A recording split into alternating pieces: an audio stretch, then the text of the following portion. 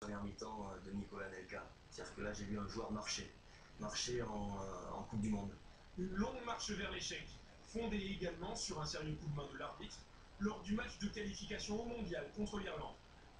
L'histoire de 23 joueurs qui disaient vouloir réussir ensemble et qui se sont éloignés de tout, surtout du succès. En tout cas, aujourd'hui, c'est vrai qu'on pense aussi aux Irlandais qui étaient regrettés de ne pas être là-bas. Christian Jean-Pierre, en direct avec nous, vous voyagez beaucoup, vous êtes au Cap pour le match de ce soir sur TF1, ce sera super, entre l'Angleterre et l'Algérie. Christian, vous n'étiez pas trompé hier matin, il y avait une belle équipe du Mexique et en face, rien. Mais ouais, c'est un peu la chronique d'un désastre annoncé, Jean-Pierre. Je voulais pas être pessimiste hier matin, mais je sentais très mal ce match. Pourtant, il y a un paradoxe. Si vous prenez les 11 Français et les 11 Mexicains, Jean-Pierre et Caroline, je peux vous dire que les 11 Français courent plus longtemps, courent plus vite et sautent plus haut. Seulement, voilà, ils ont été battus au niveau de l'intelligence de jeu, sur le plan tactique et au niveau de la générosité. Et c'est vrai que cette équipe, elle ne nous a rien montré. On sait bien, Jean-Pierre, qu'il y a plus Zinedine Zidane dans cette équipe. Quand vous avez un zizou, il y en a un tous les 50 ans, et ben vous allez en finale de la Coupe du Monde et vous la gagnez ou vous la perdez en fonction du fait qu'il est cannulé ou pas. C'est un peu ça. Il n'y a plus de zizou dans cette équipe de France. Nous on attendait autre chose, on voulait les voir en huitième, en quart, en demi-finale, on voulait voir des actions. On n'a rien vu. Et en fait, si vous prenez le parcours de l'équipe de France depuis 2 ans, il y a un match à retenir, une mi-temps, contre la Serbie, effectivement, en Belgrade, où les Français avaient été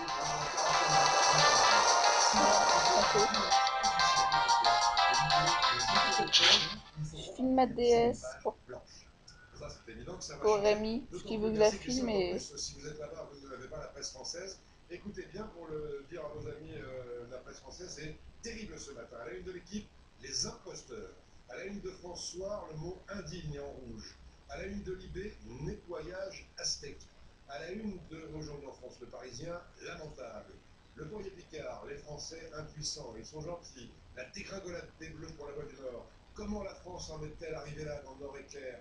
Les dernières nouvelles d'Alsace, les Bleus, un pied dans la tombe, juste en gros titre à la une. Le naufrage des Bleus à la une du Télégramme de Brest. Le naufrage aussi pour l'Ouest France. Les Bleus au bord du vide pour l'Est républicain. Et puis ils sont tombés dedans pour le Républicain Lorrain. Ils sont au fond du trou. Et on n'est pas les seuls dans la presse française à critiquer les Anglais aussi. Les Anglais, les Irlandais évidemment se frottent les mains après la mémoire. Souvenez-vous, eh bien les Irlandais savourent cette défaite aujourd'hui. C'est tout ce que la France méritait. Titre ce matin l'Irish Times, même son de cloche côté anglais. Les Bleus rentrent à la maison. Il n'y en aura pas beaucoup pour pleurer leur départ, dit le Daily Telegraph.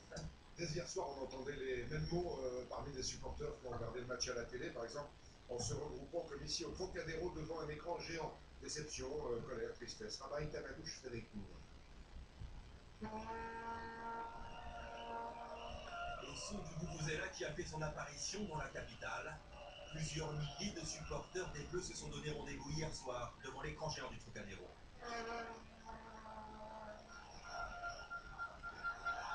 Eux reviennent tout juste d'Afrique du Sud. Et ce soir, on est confiants, on espère que la France va se qualifier. Désespoir, touché par le premier but mexicain à la 64e minute. Une chape de plomb s'abat alors sur la foule.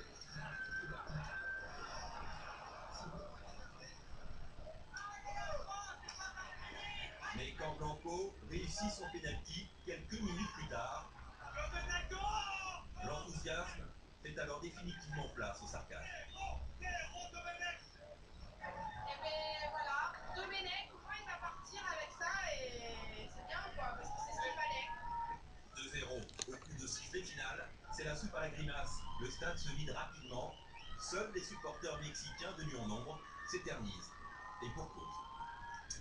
Voilà, Raymond Domenech, cible de pas mal de supporters. Sur le terrain, il y avait aussi des joueurs et derrière, toute une fédération. Caroline, un fiasco, une élimination quasi certaine maintenant, sauf miracle, mais ça dépend plus du tout des Bleus, et heureusement. Même le mot miracle ne va sans doute pas suffire. Regardez ce classement du groupe A, les Français sont 3e.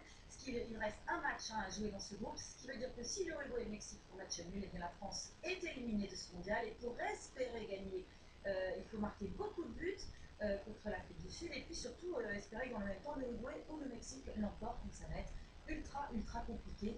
Au moins 4 buts. Ah oui, c'est le minimum. Et rendez-vous en tout cas mardi, ce sera à 16h sur TF1 pour ce match Afrique du Sud-France. Et puis pour en rire plutôt qu'en pleurer, Regardez cette BD assez satirique et humoristique qui s'appelle Bande Touche, la bande à Raymond.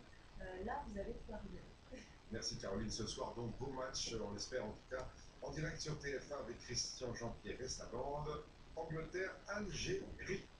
Et maintenant, revenons aux cérémonies qui ont marqué ce matin. Vous l'avez vu en direct sur TF1 avec Jean-Claude Marcy, le 70e anniversaire de l'appel à la résistance lancé par le général de Gaulle le 18 juin 1940. Vous avez peut-être vu cette émission tout à l'heure. Beaucoup d'émotions à Londres. Nicolas Sarkozy était tout à l'heure avec son épouse pour commémorer cet anniversaire. Il y avait beaucoup d'anciens combattants là-bas. Et le chef de l'État a souligné l'importance de l'amitié franco-britannique. Écoutez. Tous les peuples d'Europe doivent se souvenir qu'en juin 40, c'est la civilisation européenne qui a failli périr à jamais.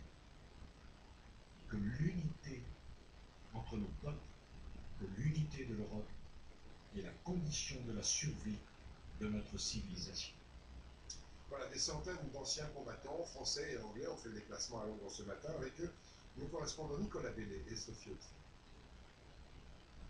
Dernier coup de chiffon, ultime ajustement de l'uniforme, la garde républicaine défile au pays de Sa Majesté, un honneur pour cette trentaine de cavaliers venus de Paris. C'est un pays de chevaux, donc c'est toujours intéressant, quoi. Et puis c'est des gens qui ont une culture du cheval comme nous un peu, quoi.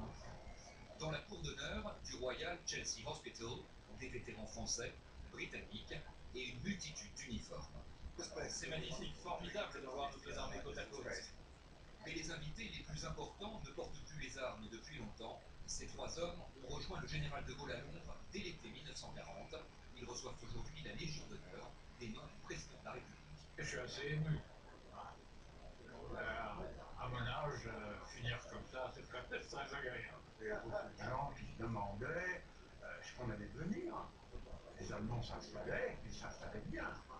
Invité de cet anniversaire exceptionnel, la communauté française de Londres, des centaines d'anonymes, heureux de partager ce moment d'histoire. C'est très émouvant, je trouve, de voir toutes ces personnes qui ont contribué à vraiment changer le profil et l'histoire de la France.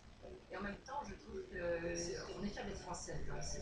Porte-drapeau de l'amitié franco-britannique, les élèves de l'école française s'étaient tous aussi mobilisés.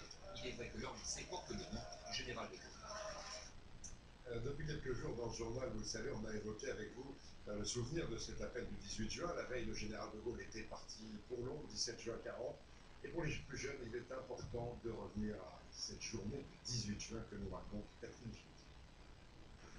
Lorsqu'il arrive à Londres, le général de Gaulle est quasiment inconnu, mais il a une conviction indéfectible. La France a perdu une bataille, mais elle n'a pas perdu la guerre. Dans un petit appartement du centre de la capitale britannique, ce matin du 18 juin 1940, il rédige son appel. Il leur a curé le peaufinement. À ses côtés se trouve son aide de camp, Geoffroy de Courcelles, qui a demandé à une amie, Elisabeth de Miribel, de venir jouer le rôle de secrétaire pour le général.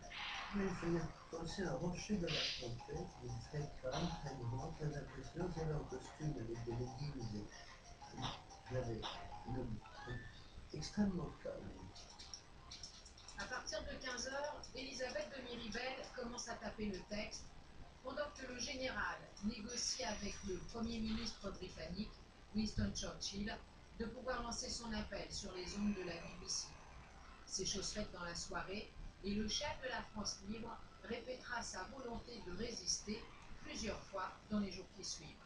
Vous allez entendre maintenant une déclaration de la plus grande importance que va vous faire moi, général de Gaulle, j'entreprends ici, en Angleterre, cette tâche nationale. J'invite tous les militaires français des armées de terre, de mer et de l'air. En sortant de la radio, le général emmène Geoffroy